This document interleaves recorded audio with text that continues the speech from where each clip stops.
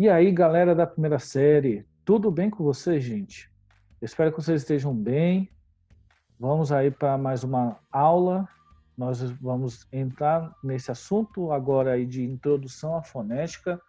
Tudo certo aí, gente? Então vamos lá? Então, o que vem a ser a fonética? A fonética é o campo da linguística que vai estudar o fenômeno físico em relação ao som emitido na articulação das palavras. Tudo bem? Isto é a fonética. Tá certo? Então dentro da fonética, eu tenho o conceito de fonema. E o fonema é a menor unidade sonora de uma língua. Tá? Então, eu tenho aqui, por exemplo, pássaro. Tá? Pássaro tem 7 letras. 1, 2, 3, 4, 5, 6, 7. Mas só tem 6 fonemas. Por quê? Porque o S aqui, esses dois S, estão representando uma unidade sonora só. Tudo bem? Então, por isso que só tem 6 fonemas aí. Tá? Então, tome cuidado com isso aí, que muita gente erra umas questões bobas aí em relação à fonética por causa desse tipo de situação aí, tá bom? E o encontro vocálico, tá? Quando a gente fala de encontro vocálico, obviamente a gente está falando de encontro entre duas vogais, tudo bem? E dentro desse universo do encontro vocálico, nós vamos ter o ditongo, o tritongo e o hiato. Então, sabendo que o ditongo é a emissão de 2 fonemas vocálicos dentro de uma mesma sílaba, o tritongo, a emissão de 3 fonemas vocálicos dentro da mesma sílaba, e o hiato, quando ocorre este encontro vocálico, mas que essas vogais vão estar em sílabas separadas. Tudo bem, galera? Nós vamos detalhar cada um deles aí mais para frente. Vamos iniciar então pelo ditongo, tudo bem? O ditongo, então, galera, vai ter uma configuração de uma vogal mais uma semivogal, tudo bem? E sendo que a vogal tem o som mais profuso, ou seja, mais acentuado, e a semivogal vai ter uma sonoridade mais fraca. Geralmente, as vogais I e U em um ditongo é que representam uma semivogal. As vogais I e U, na maioria das vezes, vão representar uma semivogal. Então, eu tenho aqui, por exemplo, essa palavra rei.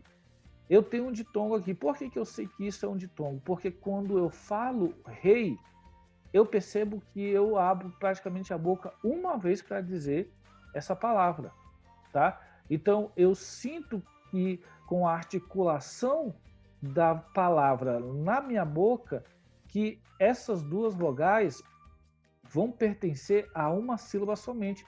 Por isso que rei é considerado um ditongo. E aí eu vou ter aí a letra E como vogal e a letra I como semivogal.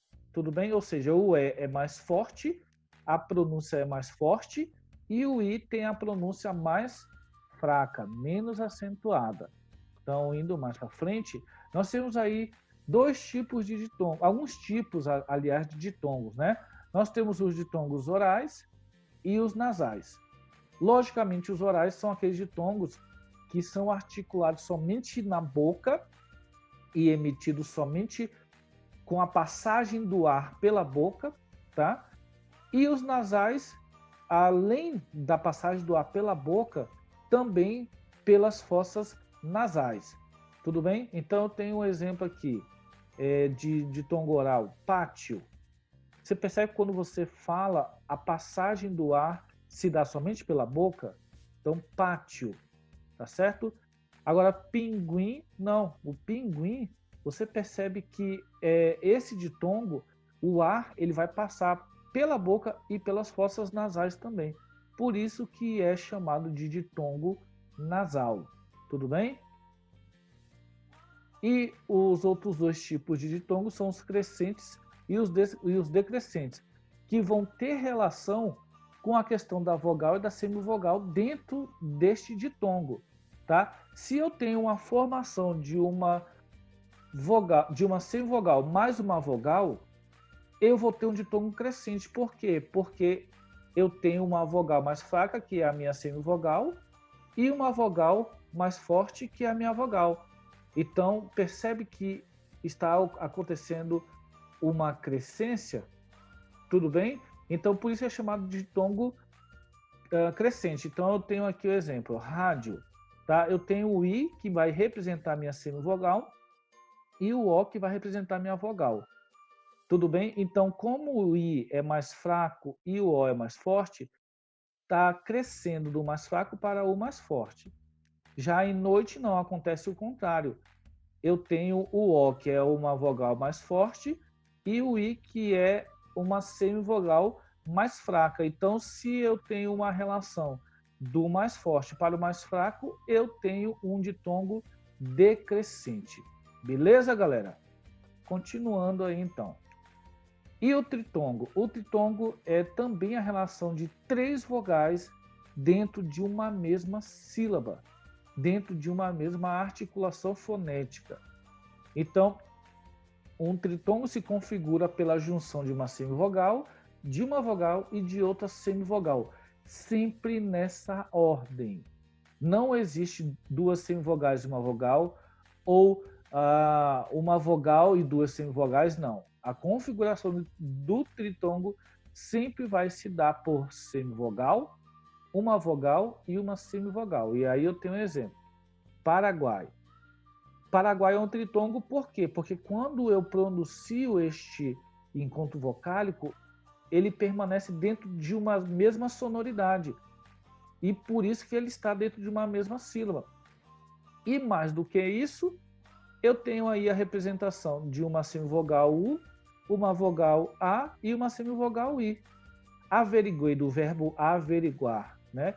Mesma situação, eu tenho uma semivogal U, uma vogal E e uma semivogal I. Por isso que eu chamo de tritongo. Mas, gente, tomem cuidado, por quê?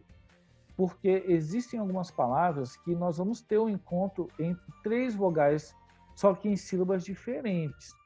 Mesmo que essas vogais estejam juntas, na hora de uma separação silábica, elas vão pertencer a sílabas diferentes. Então, eu tenho, por exemplo, a palavra ideia. Muita gente confunde e acha que ideia é tritongo, porque eu tenho três vogais juntas aqui. Elas só estão juntas na escrita, mas quando a gente faz a separação silábica, a gente percebe que este E, na verdade, é um ditongo e que o A é um hiato, ou seja, pertence a sílaba diferente. Isso não se trata de um tritongo. Então, pessoal, tomem cuidado com isso daí, que isso daí derruba muita gente do cavalo, viu? Beleza, continuando. Então, o hiato. O hiato, como eu já havia dito, é um encontro vocálico, só que em sílabas diferentes. Ou seja, eu tenho duas vogais juntas na escrita, mas quando eu faço a separação silábica, principalmente pela relação fonética, são vogais que vão estar em sílabas diferentes. Então, tem, por exemplo, lua, percebe? Lua, ou seja, o U vai ficar em uma sílaba e o A em outra.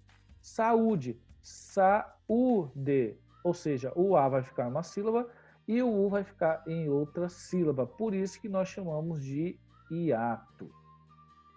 Então, gente, a gente tem aí o dígrafo, tá?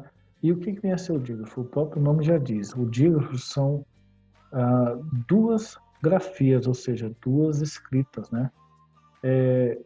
E essas duas escritas, elas vão estar no sentido de um fonema somente, tá bom? E como que a gente tem a relação do dígrafo e esses fonemas? Nós vamos ter duas relações, os dígrafos consonantais e os dígrafos vocálicos, tudo certo?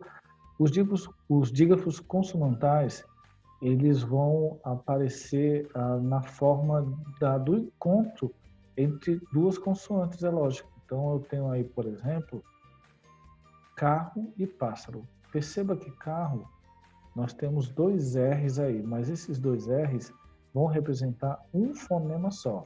Tudo bem? Pássaro, mesma situação. Nós temos dois S's e esses dois S's vão representar um fonema só. Tudo bem? Então, por isso que nós chamamos de dígrafos consonantais. Mas nós temos também os dígrafos vocálicos. Esses dígrafos vocálicos, eles vão aparecer na seguinte relação: uma vogal mais uma consoante M ou N, tudo bem? Então, tem um exemplo aqui, amparo. Então, o AM é meu dígrafo vocálico, porque eu tenho a minha vogal e o M. Símbolo, outro dígrafo vocálico, eu tenho o I e o M. O pente, mais um dígrafo vocálico, o E e o N. Tinta, I e o N. Tudo certo aí, gente? Então, galera, a gente fica por aqui, tá? A parte que você não entendeu, eu peço que você volte e reveja o ponto até você conseguir resolver a sua dúvida. Tudo bem, então, gente? Fique com essa atividade da página 36 a 37, tudo bem? 36 e 37. E a gente vai resolver isso no próximo vídeo, tá bom? Então, um abraço e até a próxima aula.